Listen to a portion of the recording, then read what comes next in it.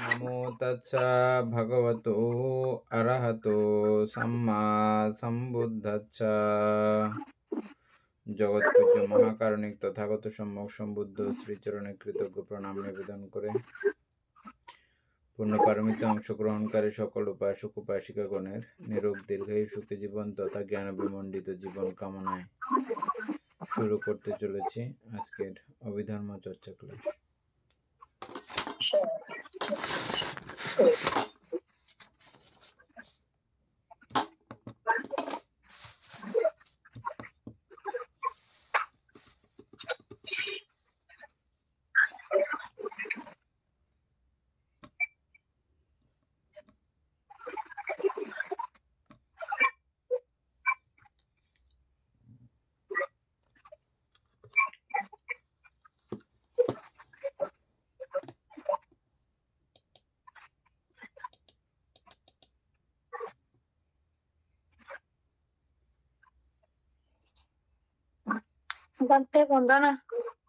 মঙ্গল।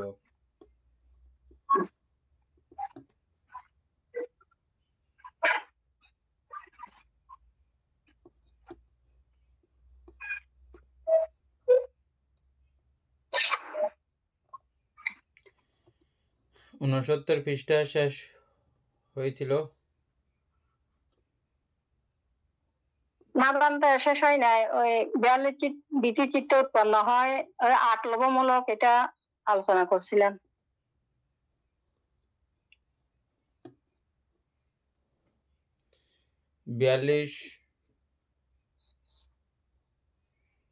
সর্বমোট 47 চিত্ত উৎপন্ন হয় না, আর 42 ভীতিচিত্ত উৎপন্ন হয়।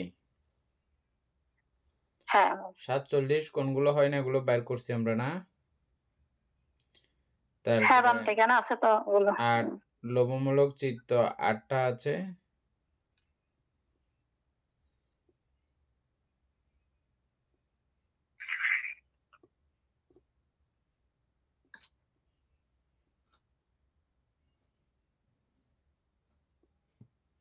এই লোভমূলক চিত্ত 8টা সবগুলো উৎপন্ন হয়।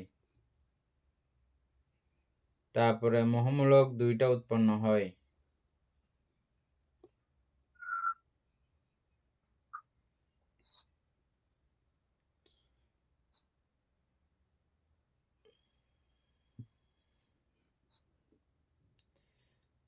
মনদ্বারাবর্তন চিত্ত মহাকুশল 8, মহাক্রিয়া 8,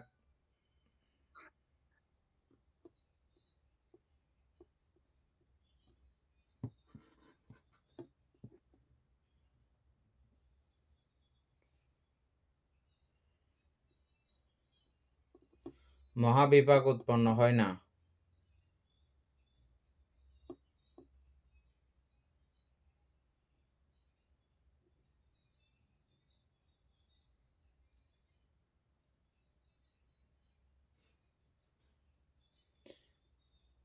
রূপবচর চিত্তের মধ্যে মহাবিপাক উৎপন্ন হয় না কেন?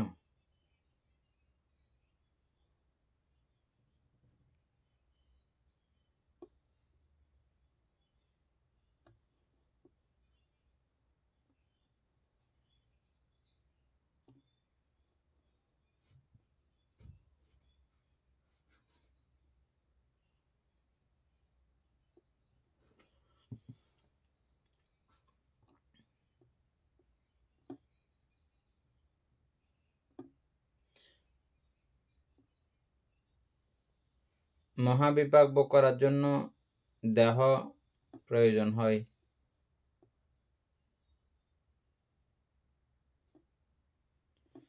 আর রূপবচরের মধ্যে মহাবিপাক এগুলো উৎপন্ন হয়েছিল এনে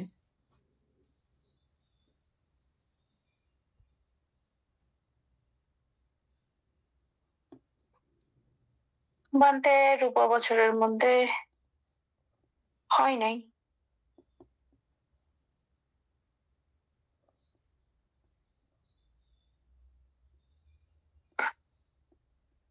বিপাক হয় নাই, কুশল হয়েছে যে।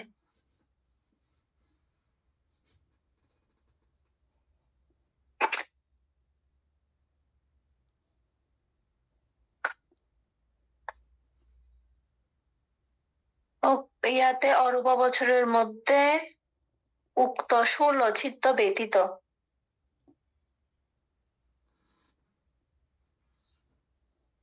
কোন 16 চিত্ত ব্যতীত?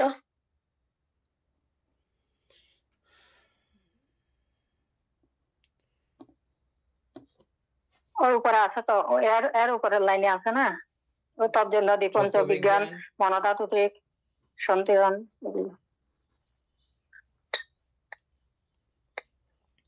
দ্বিপঞ্চ বিজ্ঞান, মনধাতু ত্রিক, সন্তিরণ ত্রয়, এই 16।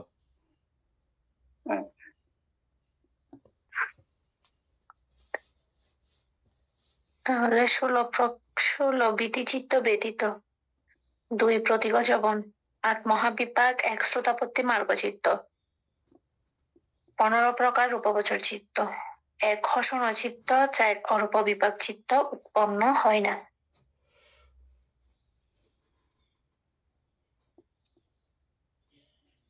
বলতে শ্রোতাপত্তি মার্গচিত্ত কেন অরূপ ভূমিতে উৎপন্ন হয় না? অরূপ লোকে যারা আছেন কেন ওনাদের উৎপন্ন হয় না শ্রোতাপত্তিটা? কিন্তু শ্রোতাপত্তি ছাড়া বাকিগুলো, আর 8টা বাকি 7টা বাকিগুলা হয়।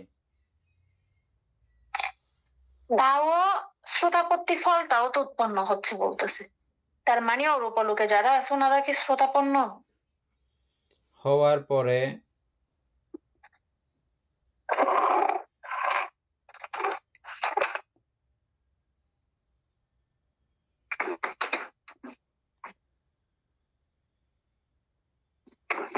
শুধু একদম ব্রহ্মলোকের কথাও না,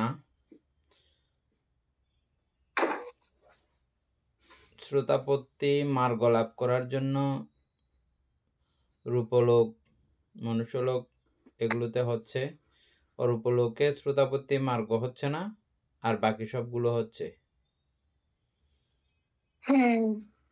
নিশ্চয়ই শ্রোতাপত্তি মার্গ লাভ করার জন্য দেহটা জরুরি।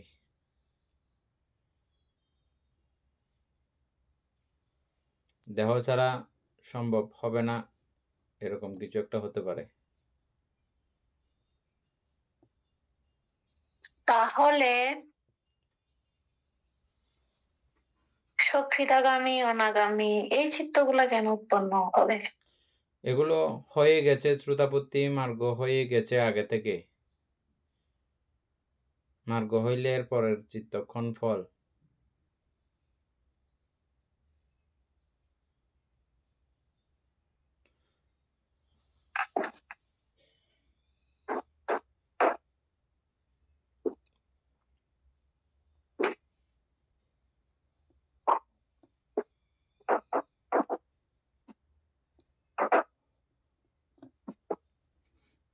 মার্গ উৎপন্ন করতে পারবে না আর কি।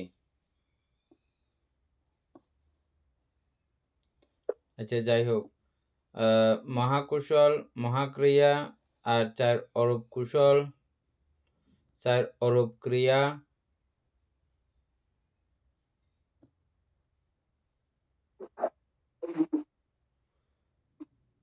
শ্রোতাপত্তি মার্গচিত্ত বর্জিত 7 লোকোত্তর, আকাশ অনন্তায়তন ভূমিতেই এই 42 প্রকার বিধিচিত্ত সমস্তই উৎপন্ন হয়।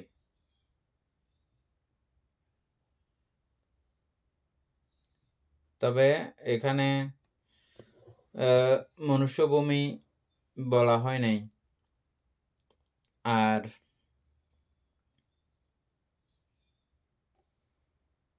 এটা সরাসরি ব্রহ্মলোকের কথা বলা হয়েছে। কিন্তু বিজ্ঞান অনন্তায়তন ভূমিতে এই 42 প্রকার বিধি উৎপন্ন হইতে আকাশ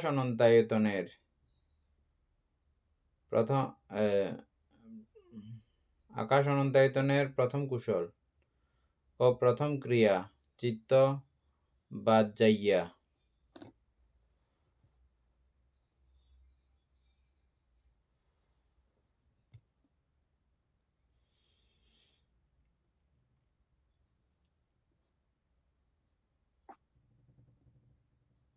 বিজ্ঞান অনন্তায়তন ভূমিতে যখন চারটার কথা একসঙ্গে বলা হবে তখন এর হিসাব আলাদা, আর আকাশ অনন্তায়তন বাদ গিয়ে যখন বিজ্ঞান অনন্তায়তনে পৌঁছে যাবে তখন আকাশের কুশল এবং ক্রিয়া দুইটা বাদ যাবে, তখন 40 হয়ে যাবে।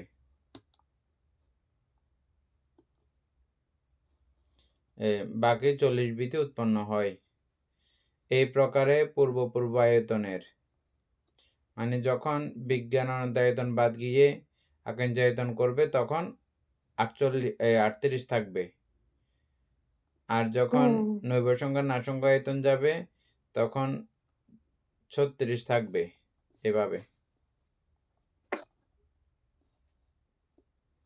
এই তো এখানে লেখা আছে কুশল ও ক্রিয়া চিত্ত বাদ যাইয়া আকাঞ্চায়তন ভূমিতে 38 এবং নৈবসংখ্যা নাসংখ্যায়তন ভূমিতে 36 চিত্ত উৎপন্ন হয়। এটা ঠিক আছে, এখানে কেন হয় না, কারণ ওটা পার করে আসছে, ওই চিত্রটা এখন নাই বিদায় ওটা উৎপন্ন হয় না।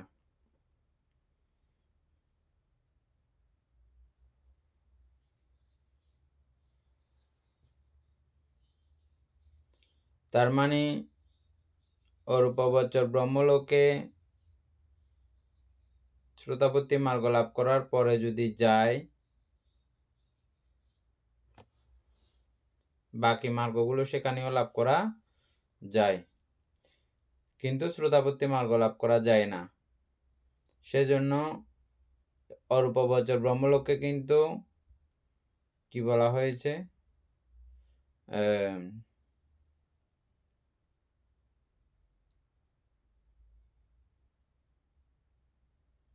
আমরা অক্ষণ বলা হয়েছে।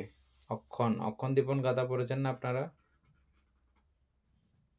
8টি অক্ষণ মুক্ত সময় সূক্ষ্ম এই গাথাটা পড়ছেন না?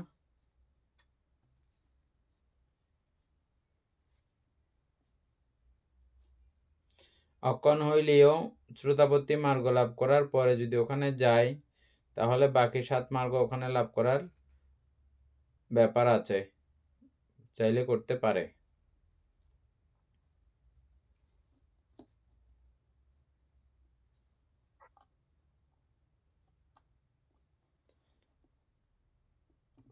অমিতা বড়ুয়া কোনো এক বাবু এখান থেকে পড়েন।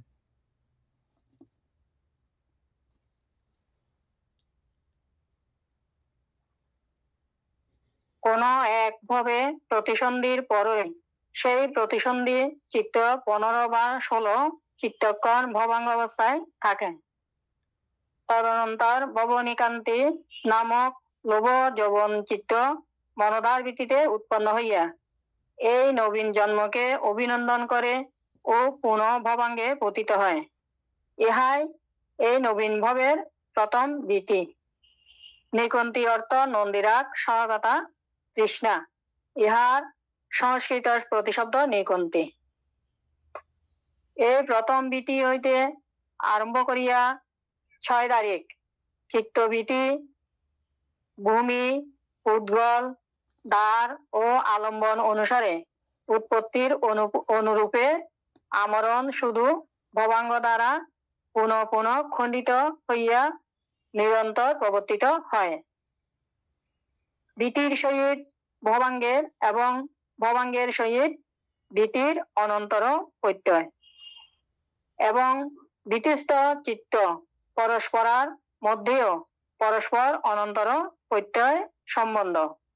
সুতরাং সেই অবিদিত আদি হইতে সত্য বিশেষের যে চিত্তভীতি ও ভবাঙ্গ ও চিত্তভীতি অবিচ্ছেদে উঠিয়া পড়িয়া নবীভূত সুতরাং পরবর্তিত হইতে হইতে প্রভাবিত হইতেছে, তাহা শুধু অরহত্বের চ্যুতি চিত্তেই চিরতরে নিরোধ প্রাপ্ত হয়, এই উঠানামার নির্বাণ হয়।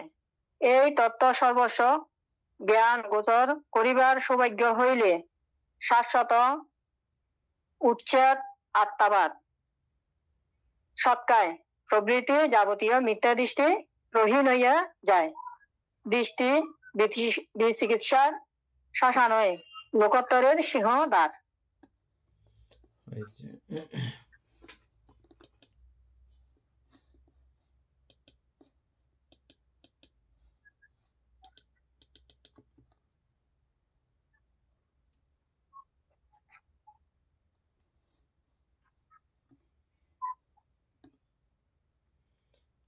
এনে বুঝছো না এটা?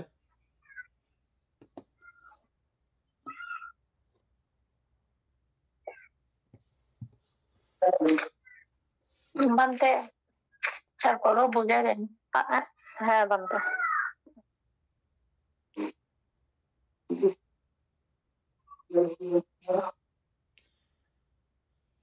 কোনো এক ভবের প্রতিসন্ধির পরই, এই কথাটা বুঝছো? হ্যাঁ বানতে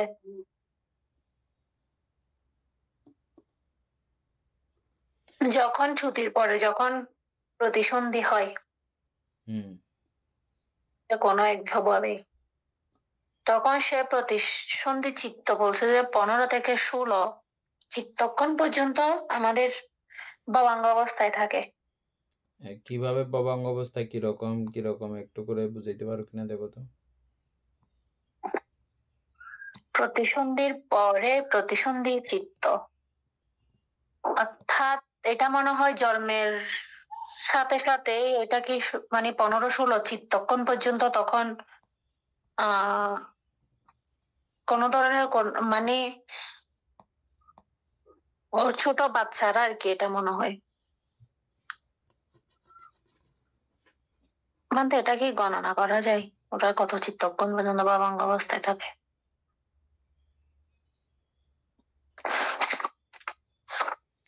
আমাদের চোখে আমরা না দেখলে কি হবে? বিশেষজ্ঞগণ ঠিকই দেখেছেন। আমরা তো দেখি যে হওয়ার সাথে সাথে কান্না শুরু করে।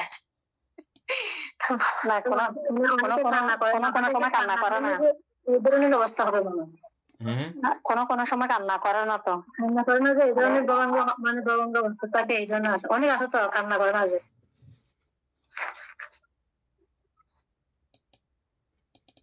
তারপর কান্না করার জন্য অনেক ডাক্তারেরা অনেক অনেক মানে ইয়া করে, মানে ফিডাফিডি করে। তো হ্যাঁ কান্না করার জন্য বলে দিয়ে।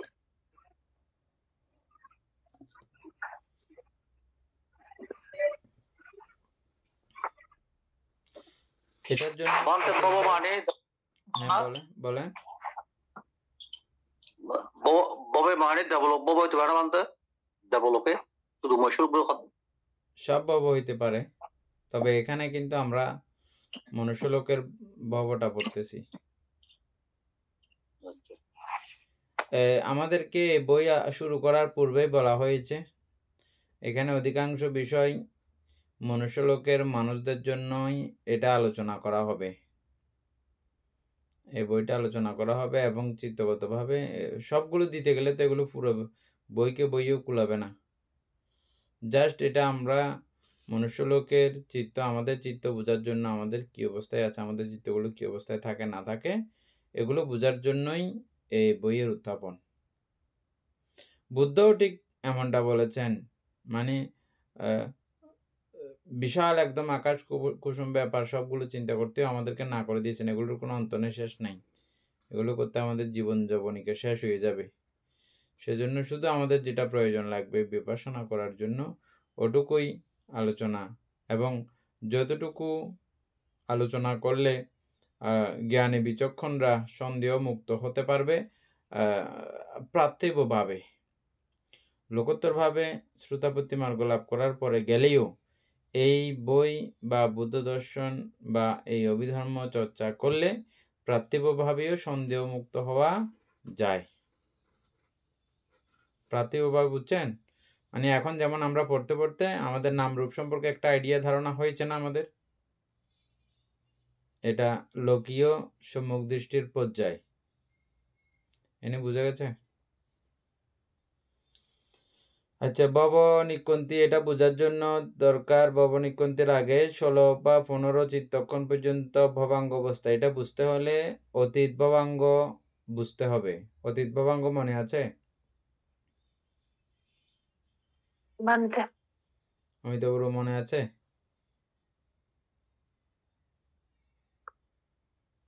বানতে অতীত ভবাঙ্গ হচ্ছে যে আপনার ওই আগের যেগুলো মানে জমা আছে এটাকে তো অতীত ভবাঙ্গ বলে। আজকে এটা আলোচনা করলে মানে সুন্দর করে লিখে রাখবেন অতীত ভবাঙ্গ, এটার জন্য আমরা আগে বোধ গণ্ডগুলো পড়ছিলাম। দীপেন বাবুর মনে আছে হ্যাঁ। বলে?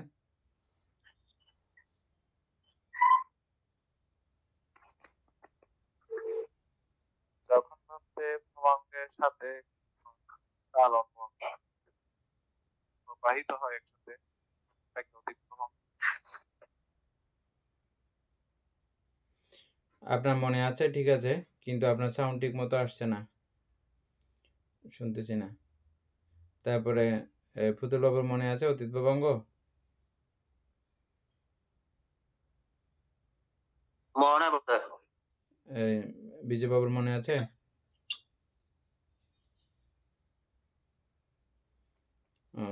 এগুলো এখন থেকে খাতা কলম নিয়ে বসবেন। আপনার তো এগুলো এমনি লেখাজোখা করার অভ্যেস বেশি, বুঝছেন? কিছু কিছু পয়েন্ট লিখে রাখতে হবে। এখানে প্রায়ই লেখে, আপনি খেয়াল করবেন। এমনি মনে করবেন না এটা সবাই মুখস্থ রাখে দিছে, মুখস্থ না। হলো আমার কাছেও, আমার কাছে বলেন, এনির কাছে বলেন, দীপেন বাবুর কাছে বলেন, হ্যাঁ, সবার কাছে কিন্তু এরকম ফাইল থাকে, এগুলো পড়ার জন্য ফাইল লাগে, বুঝছেন? তারপরে আবার আমরা যে শুধু ফাইল দিয়ে করতেছি বা ফাইল ব্যবহার করে করে পড়তেছি এমন না। আমাদের সত্যপাল মহাতেরো, যিনি দিল্লি ইউনিভার্সিটির প্রফেসর ছিলেন, চিনেন তো না? সত্যপাল মহাতেরো সংঘরাজ ভান্তে, ভারতীয় সংঘরাজ, উনি দিল্লি ইউনিভার্সিটির প্রফেসর ছিলেন, এই অভিধর্মের টিচার। উনিও ফাইল ছাড়া করান না, উনিও ফাইল দিয়েই করাতেন। ওর মানে বাধ্যগত লাগবে, এত কিছু মনে রাখা সম্ভব না। হ্যাঁ, কিছু কিছু মনে রাখতে তো হবেই, রাখতেছি, তথাপি অধিকাংশ এগুলো আমরা ইয়ে করে করে ফাইল করে করে রাখতে হয়। তো সবাই রাখবেন, রাখলে আমাদের এগুলো কল্যাণ। কত কিছু আমরা জমা রাখি, এগুলো আমাদের যেহেতু ইহকাল পরকাল অনন্তকাল নির্বাণ যাওয়ার আগ পর্যন্ত এই সমস্ত জিনিসের প্রয়োজনীয়তা, এটাকে যত্ন করব না কেন?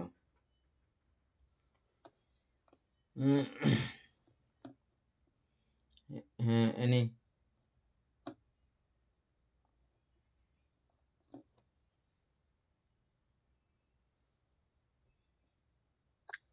অতীত ভবাঙ্গ হচ্ছে যে অর্থাৎ আমাদের এই যে পঞ্চধারের যে কোনো এক ধারের মধ্যে মানে কোনো আলম্বন জাস্ট শুধু এক চিত্তক্ষণের জন্য এসে পুনরায় যখন আবার ভবাঙ্গের মধ্যে চলে যায় তখন সেটা হচ্ছে যে অতীত ভবাঙ্গ, যেটা একটু আগে অতীত হয়েছে।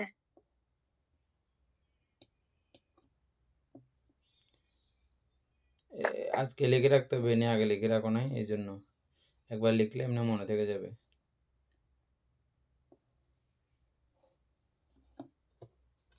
আর শিল্পী বড়ুয়ারও মনে তো নাই আর না।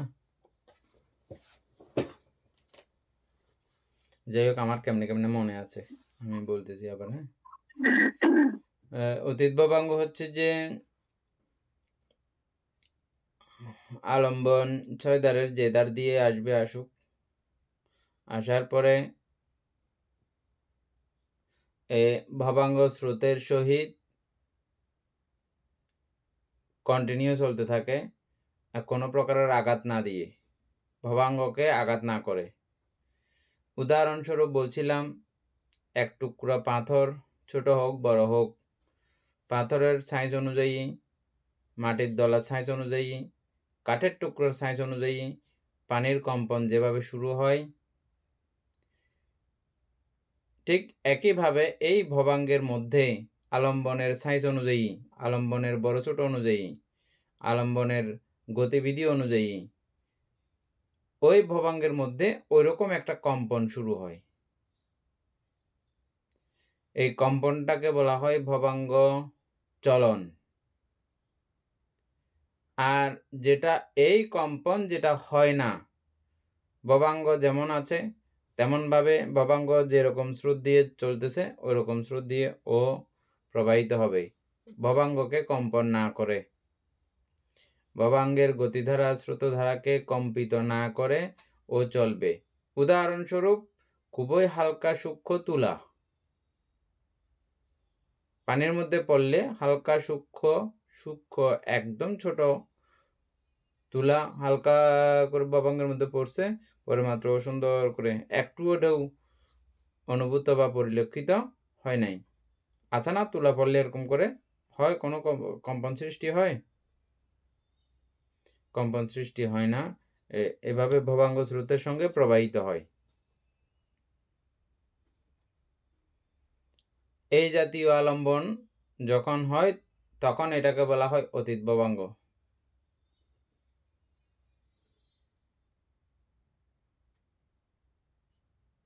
এটা চিত্তের আলসিয়ামের কারণেও হতে পারে, অথবা আলম্বনের সাইজ অতি ছোট হওয়ার কারণেও হতে পারে। ওই তুলার মতো আর কি, আলম্বনের সাইজটা যদি একদম তুলার মতো হয় তাতেও এটা সংঘর্ষণ তৈরি হয় না, কম্পন তৈরি হয় না ভবাঙ্গের মধ্যে। ভবাঙ্গ যে তালে চলতেছে এই তালে চলতে থাকে। এইভাবেও আমরা 15-16 চিত্তক্ষণ পর্যন্ত অতীত ভবাঙ্গ দেখেছিলাম, মনে আছে? এনে মনে আছে? আছে বানতে। আবার এইভাবে চলতে চলতেও আর চলনে পৌঁছে না, এরকমও দেখেছি না আমরা? দেখেছি। হ্যাঁ, চলতে চলতে আবার চলে চলতে যায়। চলতে চলা বন্ধ হয়ে গেছে। বন্ধ হয়ে গেছে। ওই তুলাটাকে আর গুরুত্ব দেয় নাই, দূরে তুলা পড়লে পরক যোগ্য ভাসি।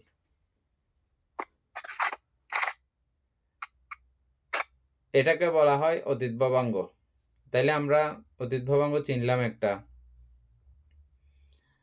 আমরা এটাও আলোচনা করেছিলাম, সেটা আলোচনা করার সময় এই ভবাঙ্গ সেটা কি নিত্য না অনিত্য, সেটা কি পরিবর্তনশীল প্রতিক্ষণে নাকি পরিবর্তনশীল নয়, সেটার কি আকার, সেটার কি প্রকার, ওই ভবাঙ্গের সেখানে কি অবস্থায় সে সঞ্জীবিত থাকতেছে, বা এটাকে তখন জীবিত অবস্থায় বলা যায় কি না, না বলা যায় না, এই জাতীয় আমরা অনেক আলোচনা করেছিলাম তখন।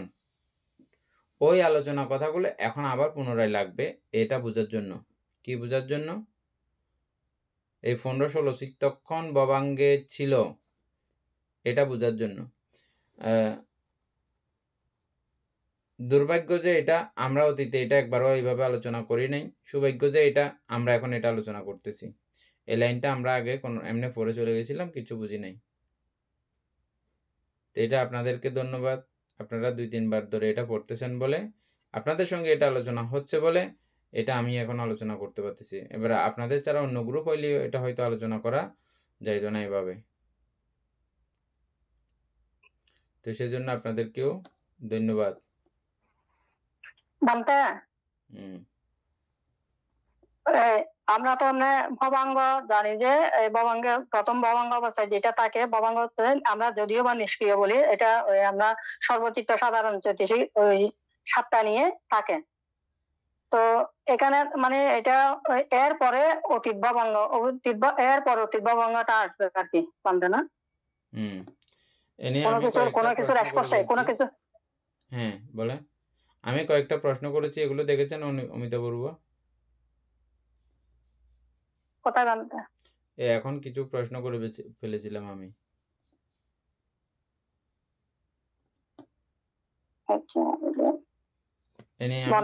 প্রশ্ন করছিলাম এখন এই লাইনের মধ্যেই।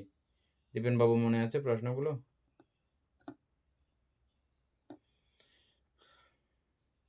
এনে মনে আছে? না বানতে। অত্যন্ত জরুরি জায়গাটা। হ্যাঁ, এটা ছাড়া বিপাশনা করা খুব কঠিন, বিপাশনার চরমে পৌঁছা খুব কঠিন। আত্মভাব সমুচ্ছিন্ন করা খুব কঠিন, শ্রোতাপত্তি মার্গ লাভ করা খুব কঠিন। সেজন্য এই জায়গাটাকে একটু গুরুত্ব দেব আমরা সবাই। হ্যাঁ,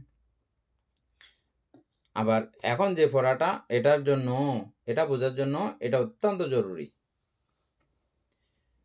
প্রশ্ন হচ্ছে যে আমাদের ভবাঙ্গের মধ্যে মূলত কি কি চৈতসিক থাকে, এটা আমরা পূর্বে আলোচনা করেছি। কি কি চৈতসিক থাকে ভবাঙ্গায়িত অবস্থায়ও?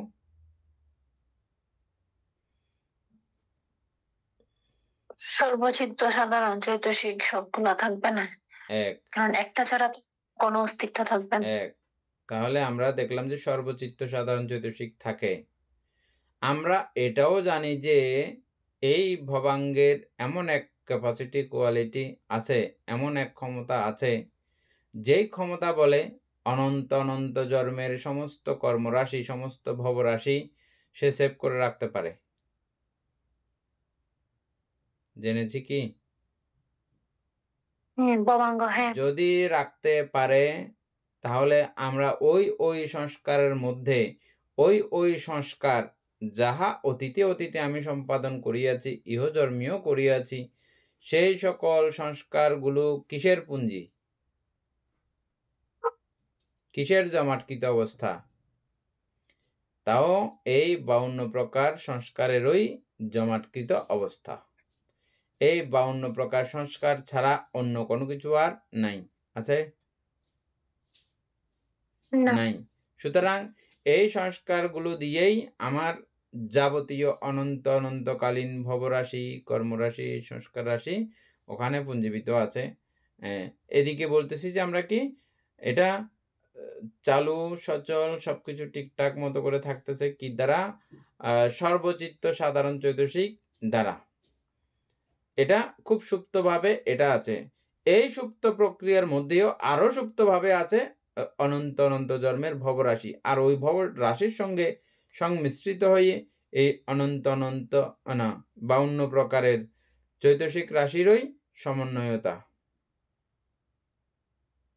কোন চৈতসিকের মধ্যে, কোন ভবের মধ্যে কোন কোন চৈতসিক আছে, এটা পরবর্তীতে একটা একটা বাইর করলে তারপরে বাইর হবে যে মানে ওই কর্ম করার সময় আমরা কোন কোন চৈতসিকের সমন্বয় ঘটাইছিলাম। পাঠ্যান সহযোগ এবং ধর্মসঙ্গিনী পড়লে আপনাদের তখন একটু পরিষ্কার হবে বিষয়গুলো। আরো ধর্মসঙ্গিনী পরে তেমন কোনো কিছু বুঝি নাই, না বুঝলেও কিছু কিছু বিষয়ের এত সহজ সরল হয়েছে বলার মতো না। এমনি পড়ার সময় তেমন কিছু বুঝি নাই, কিন্তু এখন মনে হচ্ছে যে এটা অনেক কিছু বুঝেছিলাম। আমি তো বলবো এই জায়গাটা খুব গুরুত্বপূর্ণ, এই জায়গাটা খুব গুরুত্বপূর্ণ। আমি প্রয়োজন আবার রিপিট করব না বুঝলে এত পর্যন্ত। হ্যাঁ,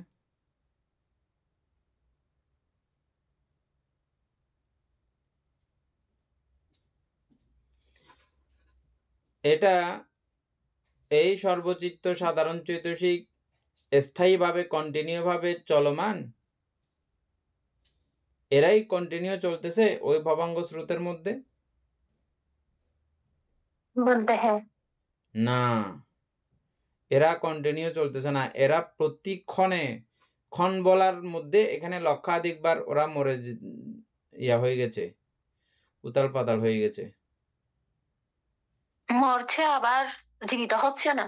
হ্যাঁ, শেষ হচ্ছে শুরু, শেষ হচ্ছে শুরু হচ্ছে। তো এটা সেখানেও তারা এক পর্যায়ের বিষয় একরকম করে কন্টিনিউ চলছে এরকম না, এবং প্রতি ক্ষণে ক্ষণে আমাদের সমস্ত ভবাঙ্গ রাশির মধ্যে যা অতীত ভবাঙ্গের অতীত কর্ম প্রক্রিয়া, জন্ম প্রক্রিয়া, সংস্কার প্রক্রিয়া বা ভব প্রক্রিয়া রয়েছে, এগুলোও প্রতি ক্ষণে ক্ষণে আমাদের বর্তমান অবস্থানগত কারণে, আমাদের চারিপাশের জনসমাগমগত কারণে, অথবা মাতৃকুক্ষিতে মায়ের ভাইব্রেশন, এটা মাতৃকুক্ষিতে থাকাকালীনও আমাদের এই ভবাঙ্গের প্রতি মুহূর্তে প্রতিক্ষণে এটা সঞ্চালিত হয়।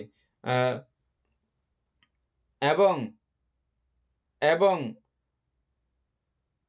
আমরা একেবারে নিশ্চল অবস্থায় অসঙ্গ সত্যকে দেখতেছি।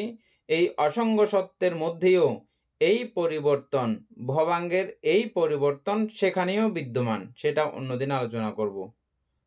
সেখানেও বিদ্যমান কেন? সময়ের প্রেক্ষাপটে, সময় যেহেতু গড়াচ্ছে, ও নির্দিষ্টতম আয়ু না। আমরা দেখেছিলাম 500 বছর, 500 কল্প পর্যন্ত ওখানকার আয়ু না। যেহেতু সময় গড়িয়ে যাচ্ছে, সময় চলতেছে, আর সময়ের সঙ্গে সঙ্গে প্রত্যেকটা কিছুই ওখানে চেঞ্জ হতে বাধ্য, পরিবর্তন হতে বাধ্য। আমরা যেমন সময়ের বাধ্যবাধকতায় চুলদারে ফেকে চামড়া ফোতা হয়ে এবং সমস্ত রূপ যৌবন ঝলসে যাচ্ছে সময়ের কারণে। ঠিক এভাবে সময়ের কারণে প্রত্যেকটা কিছুর মধ্যে এরকমটা আছে। এই কথা মাঝখানে বলে দিয়েছি এই কারণে যে হয়তো মনে করতে পারেন ওখানে তো অসংখ্য সত্য, ওখানে কিভাবে, যেহেতু ওখানে সংজ্ঞার চালন কার্য সম্পাদিত হচ্ছে না, ওখানে তো তাহলে অপরিবর্তিত অবস্থায় থেকে যাবে, এমনটা যেন উৎপন্ন হয়ে না যায়। এতদূর পর্যন্ত আমারও ভাবনা চিন্তার মধ্যে কখনো যায়নি। এখন আপনাদের সঙ্গে এই মুহূর্তে আলোচনা করতে করতে ওটাও মনে পড়ছে যে ওইখানেও সদা পরিবর্তনশীল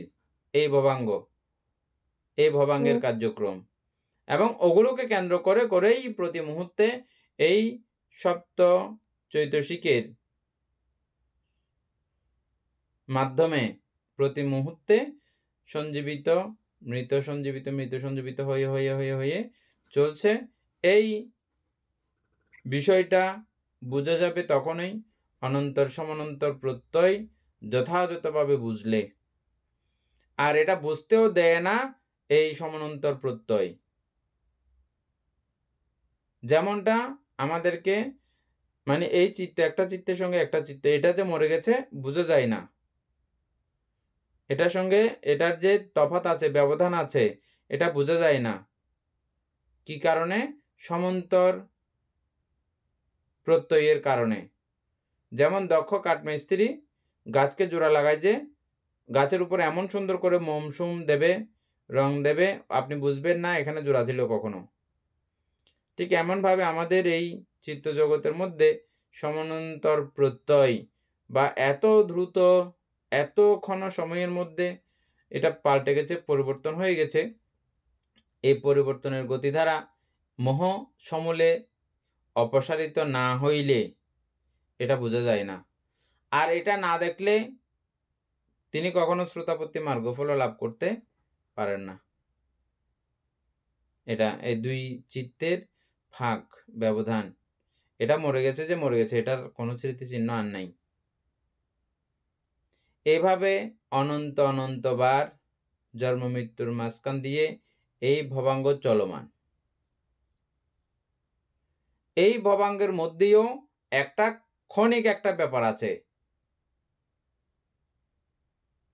ওটা একবার জন্ম হয়ে একবার মৃত্যু হলে মনে করেন এটাকে একটা ক্ষণ বলা হয়। যেমন আমরা ক্ষণ বলতে কি বুঝেছিলাম? অতীত, ভবাঙ্গ, চলন, এখানে এক চিত্তক্ষণ, দুই চিত্তক্ষণ, 13 চিত্তক্ষণ, এরকম ক্ষণ বলতে বলতে আমরা একটা ক্ষণের আলোচনা করেছিলাম না? কতক্ষণ সময় হতে পারে এটা? আরো সহজ হয়ে যাবে। যেমন আমরা কোন একটা আলম্বন চিন্তা করতে আলম্বনকে বুঝে উঠতেও লক্ষাধিকবার চিত্তের সংঘর্ষণ তৈরি হয়, অর্থাৎ ওটাকে লক্ষাধিকবারও যবন সহ যাবতীয় কার্যক্রমকে ঘুরে ওটা বোঝা যায়।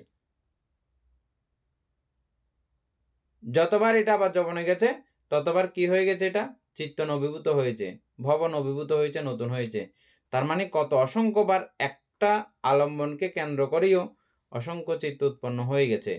এখানেই এত মুহূর্তকালের মধ্যেও যদি এতগুলো চিত্ত উৎপন্ন হতে পারে, তাহলে ওই ক্ষণগুলো কত সময়? মানে ক্ষণ বলতেছি যে আসলে ক্ষণ বলতেই বহু ক্ষণ, বহু হাজার লক্ষ কোটি ক্ষণ চলে যাবে, বুঝছেন? যাই হোক, এই চিত্তের ভবাঙ্গায়িত অবস্থায় মাত্র এরকম 16 চিত্তক্ষণ পর্যন্ত চুপচাপ থাকে। আপনারা যেটা উত্তর দিয়েছেন বাইর হওয়ার পরে এটা সেটা না, এগুলো মাতৃক কুক্ষিতে থাকাকালীন সময়ে যেদিন প্রতিসন্ধি গ্রহণ করে। ঠিক আছে, আপনারা হয়তো এখন বিজ্ঞানের কারণে জানেন এখানে প্রায় লক্ষাধিক বাচ্চা একসঙ্গে জন্ম হয়। এখান থেকে একটা, দুইটা, তিনটা যার ফ্যাট অনুযায়ী বাচ্চা বাঁচতে পারে। হ্যাঁ, আমাদের বাংলাদেশের মধ্যে সচরাচর 1, 2, 3 এরকম। এখানে বেশি দুইটা বেশি দেখা যায়, ফ্রান্সের মধ্যে অবশ্য। বাংলাদেশের মধ্যে অধিকাংশই একটা। হ্যাঁ, মানে আমাদের বাংলাদেশের গর্ভ অবস্থা একটা অধিকাংশ। তো অনেকগুলোকে ইয়া করে একটা মাত্র সেখানে বাঁচে। এইগুলো একসঙ্গে এতগুলো জন্ম হয়েছে, যখনই জন্ম হয়েছে, যখনই এই প্রতিসন্ধি গ্রহণ করেছে তখনকার কথা এটা। এটা সায়েন্স, বিজ্ঞান একটা সায়েন্স ব্যবহার করে করোনা ভাইরাসের মতো আর কি, এর থেকে আরো ছোট। করোনা ভাইরাসের সায়েন্স শুনেছেন কত বড়? এটা ইদানিংকালে আমরা বইয়ের পড়ার মধ্যে চলে আসছে, সায়েন্সের পড়ার মধ্যে। মানে ওদের সায়েন্সগুলো কি একটা মাপ, আমি শুনতেছিলাম হঠাৎ করে একজনে পড়তেছে, আমি শুনতেছি। হ্যাঁ, এত মানে সূক্ষ্ম এই মাপ্য তারা বের করেছে। ওই জাতীয় এই সূক্ষ্মতর পর্যায়ের দৈহিক সায়েন্স, ওইটার মধ্যেও ওই ভবাঙ্গের কার্যক্রম। ওইখানে ওই ভবাঙ্গ আয়িত অবস্থায় 16 চিত্তক্ষণ পর্যন্ত প্রথমে চুপচাপ থাকে। তারপরে প্রথম যে চিত্ত উৎপন্ন হয় এটাকে বলা হয় ভবনিকন্তি। এগুলো আরগুলো পরেরগুলো পড়লে আমরা পেয়ে যাব। আমি যা যা বুঝাইতে চেষ্টা করছি আশা করি বুঝছেন কিনা কি জানি। এনে আমাদের ভবাঙ্গ 16 চিত্তক্ষণ পর্যন্ত ভবাঙ্গ অবস্থায় থাকে। এছাড়া অন্য কোনো সময়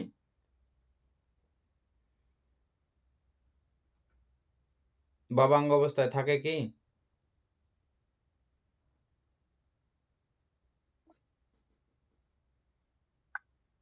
বানতে অন্য সময় তো অবশ্যই থাকে।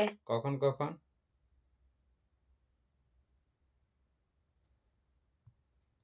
বানতে সবসময় এটা ভবাঙ্গ অবস্থায় থাকে যখন চিত্ত আপনার মানে এটা বলছো যে মানে 16 চিত্তক্ষণ পর্যন্ত ভবাঙ্গ অবস্থায় থাকে, এরপরে পুনরায় চলছে, আবার ধ্বংস হয়, আবার পুনরায় ভবাঙ্গ, এরপরে পুনরায় আবার উৎপন্ন হচ্ছে, এরপরে পুনরায় আবার ধ্বংস হচ্ছে, এভাবে এভাবে তো থাকে। হ্যাঁ, কিন্তু এরকম 16 চিত্তক্ষণ পর্যন্ত আমরা আর এভাবে পাই নাই। তবে আমরা যখন ঘুমন্ত অবস্থায় থাকি তখনও চিত্ত ভবাঙ্গায়িত থাকে। ঠিক আছে? স্বপ্ন দেখলে তখন আবার ভবাঙ্গায়িত না, এটা আবার ভবাঙ্গ থেকে বের হয়েছে। যাই হোক, এটা প্রথম প্রতিসন্ধি গ্রহণ করার শুরুর কালীন সময়ে 16 চিত্তক্ষণ পর্যন্ত এটা ভবাঙ্গায়িত থাকার পরে তারপরে যে চিত্তটা উৎপন্ন হয় এটার নাম হচ্ছে যে ভবনিকন্তি। একদম শুরুর সূচনা চিত্ত, যেই ভবে জন্মগ্রহণ করবে ওই ভবের সূচনা চিত্ত, এটার নাম হচ্ছে ভবনিকন্তি।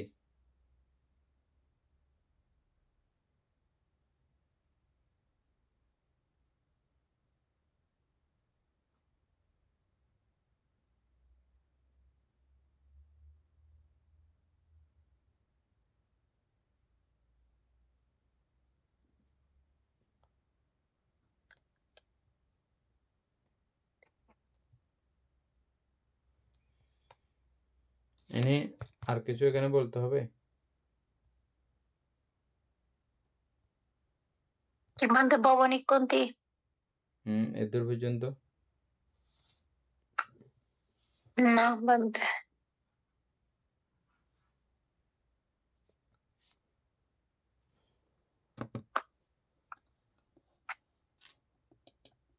তাহলে এই আলোচনা থেকে আমরা কতগুলো বিষয় জানলাম যে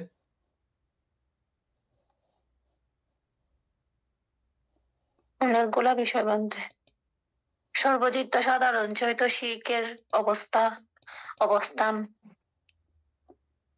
তারপরে সমান্তর অনন্তর প্রত্যয়ের এটাও জানলাম।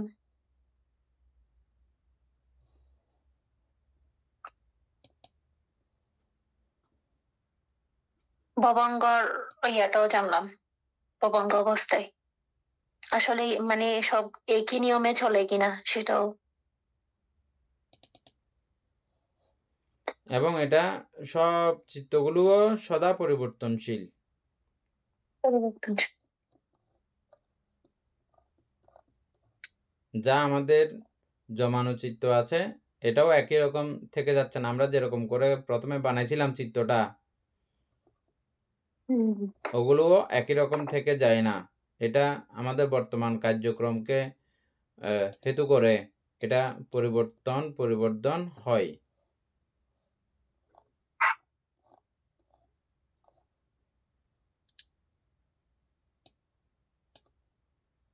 এজন্য সম্মুখ সম্বুদ্ধগণের নির্দেশ যে সদা সর্বদা কুশলে সমর্পিত থাকা। কুশলে সমর্পিত থাকলে অতীতের কুশলগুলো আমাকে সাপোর্ট দিতে সুযোগ পাবে, আর অকুশলে ব্যস্ত থাকলে অতীতের অকুশলগুলোও এখন বর্তমানের অকুশলটাও আমাকে সাপোর্ট দেবে, আবার অতীতের অকুশলগুলোও আমাকে এসে সাপোর্ট করবে।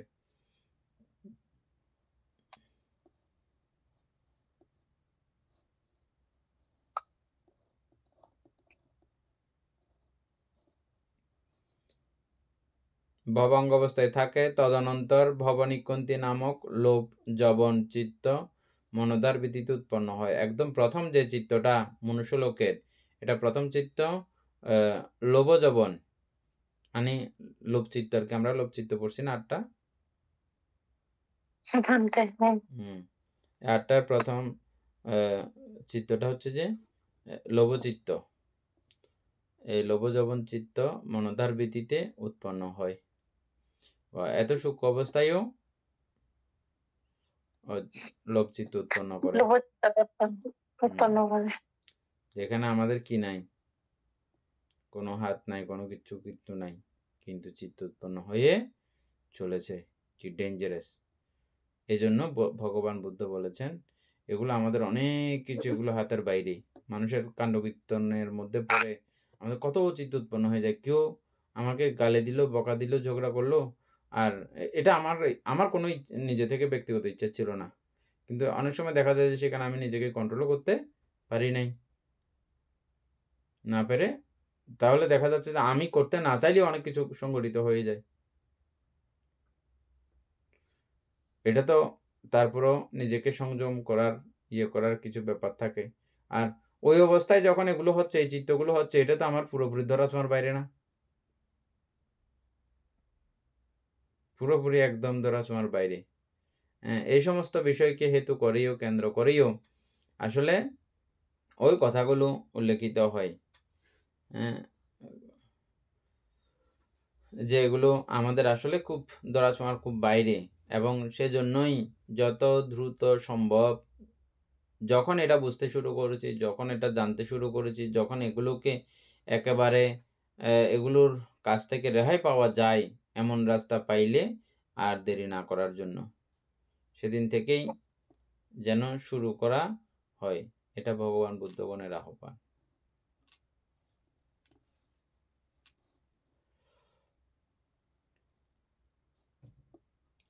এই নবীন জন্মকে অভিনন্দন করে ও পুনঃ ভবাঙ্গে পতিত হয়। এই লোভচিত্ত এটা উৎপন্নও হবে, আবার এই নতুন জন্মকে অভিনন্দনও করে।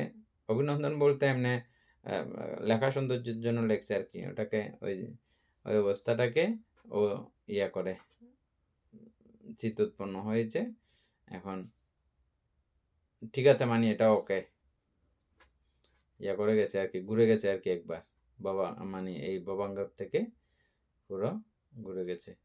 অভিনন্দন করে পুনঃ ভবাঙ্গে পতিত হয়, আবারও ভবাঙ্গে চলে যায়। ইহাই এই নবীন ভবের প্রথম বিধি, এই নতুন জন্মের, নতুন প্রবর্তনকালের প্রথম বিধি এটা।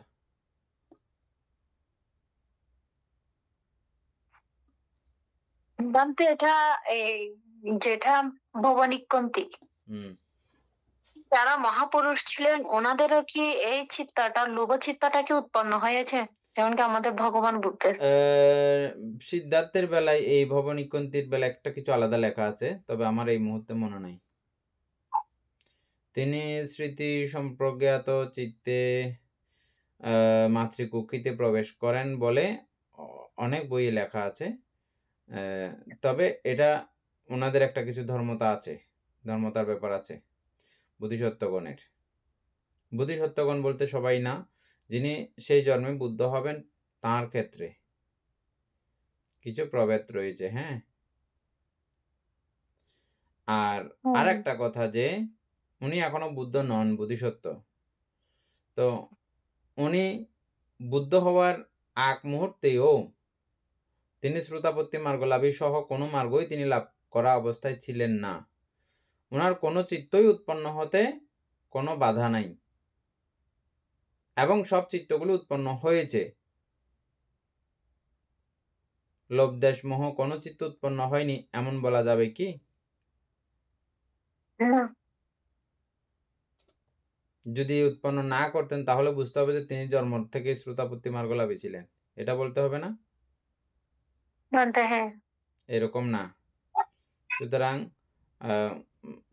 এরকম কিছু একটা ওনার বোধিসত্ত্বগণের এই নিকন্তি ক্ষণে কিছু একটা এরকম ব্যাপার আছে, আমি পড়েছিলাম, মনে আছে। তারপর তোমার কি জন্য এটা মনে হয়েছে জানি না, নিশ্চয়ই এরকম কিছু শুনেছো আগে। না বলতে এটা পড়ার পরিপ্রেক্ষিতে এটা মাথায় আসছে। আচ্ছা। আর নিকন্তি অর্থ নন্দিরাগ স্বগত তৃষ্ণা।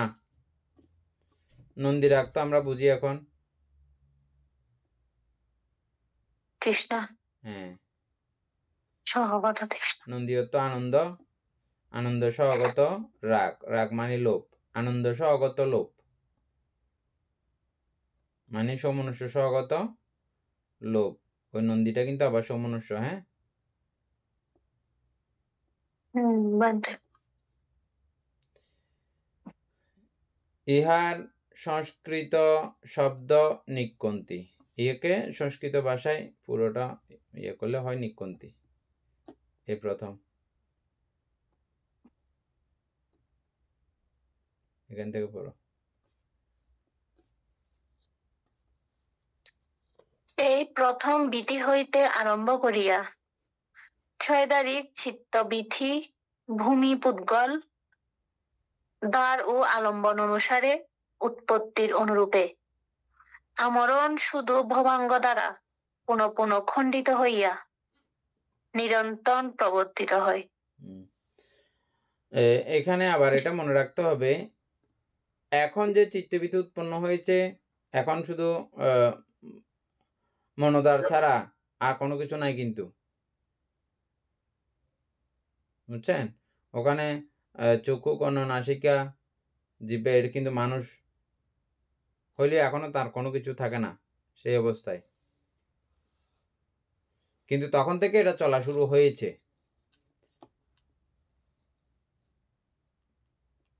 মনোদ্বার ভিত্তিতে উৎপন্ন হয়, মনোদ্বার ভিত্তিতে উৎপন্ন হয়, এটা মনোদ্বারে উৎপন্ন হয়েছিল। এই প্রথম বিধি হইতে আরম্ভ করিয়া 6 তারিখ বিধি, এটা থেকে আরম্ভ করিয়া ক্রমে যে দ্বারগুলো উৎপন্ন হবে সেই দ্বারগুলো থেকে ক্রমান্বয়ে ভূমি পুদ্গল, ভূমি ভেদে পুদ্গল ভেদে দ্বার ও আলম্বন অনুসারে উৎপত্তির অনুরূপে আমরণ শুধু ভবাঙ্গ দ্বারা পুনঃ পুনঃ খণ্ডিত হইয়া। এখানে ভবাঙ্গ দ্বারা পুনঃ পুনঃ খণ্ডিত হইয়া বলা হচ্ছে শুধু, এই কথাটাও ঠিক এমন না, শুধু ভবাঙ্গ দ্বারা খণ্ডিত হচ্ছে এমন না, এটা চলনীয় খণ্ডিত হচ্ছে, তারপরে প্রত্যেকটা জায়গায় জায়গায় কিন্তু খণ্ডিত হচ্ছে। ঠিক আছে, এনি কথাটা বুঝতে পারছো? শুধু ভবাঙ্গ দ্বারা খণ্ডিত হচ্ছে এমন না কিন্তু। আর এখানে পুদ্গল বলছে তো, হ্যাঁ, ভূমি ভেদে পুদ্গল ভেদে সবকিছু একদম যাবতীয় সবকিছু মিলিয়ে, এবং এই ভবাঙ্গ থেকে ওই ভবাঙ্গ, এই জন্ম থেকে ওই জন্ম, এভাবে সবকিছু খণ্ডিত হইয়া নিরন্তর প্রবর্তিত হয় আমরণ কাল পর্যন্ত। না, শুধু এই ভবাঙ্গের কথা বলেছে, ঠিক আছে। তো এই শুধু এই ভবাঙ্গ না, এখানে প্রত্যেকটা জায়গায় জায়গায়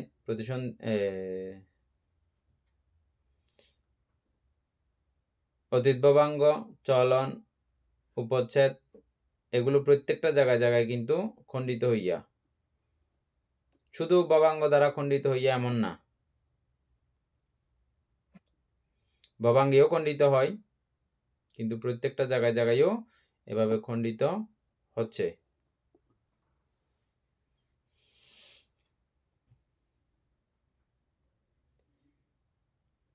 ভীতির সহিত এগুলো তো আর টাইমও নাই, এটা শেষ হবে আজকে, হবে না।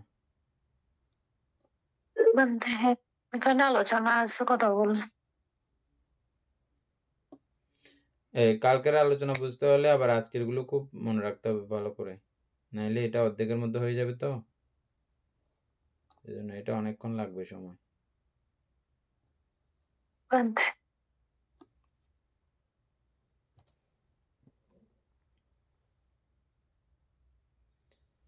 সদ্ধর্ম প্রাণ প্রিয় উপাসক উপাসিকা বৃন্দ, এতক্ষণ যাবৎ আমরা অতি উৎসাহী অতি আনন্দে অভিধর্ম অর্থ সংগ্রহ চর্চা করেছি। এতে আমাদের অপ্রমেয় পুণ্য সাধিত হয়েছে। পুণ্যরাশি অনন্ত চক্রবাসী সত্যগণকে দান করছি, গুরুবান দিদিওকে দান করছি, মাতা পিতাগণকে দান করছি, এবং এই পুণ্যের কাছে আমরা প্রত্যেকে প্রার্থনা করব নির্বাণ লাভ অবধি অসৎ ব্যক্তি মূর্খ ব্যক্তি পাপমিত্রের সংসর্গ লাভ না করে সদা সর্বদা জ্ঞানদর্শী কল্যাণ মিত্রের সান্নিধ্যে সংসর্গ লাভ করতে সক্ষম হই। এইরূপ সাধু কামনা পোষণ করে আজকের মতো ক্লাস এখানে সমাপ্ত করছি। সাধু সাধু সাধু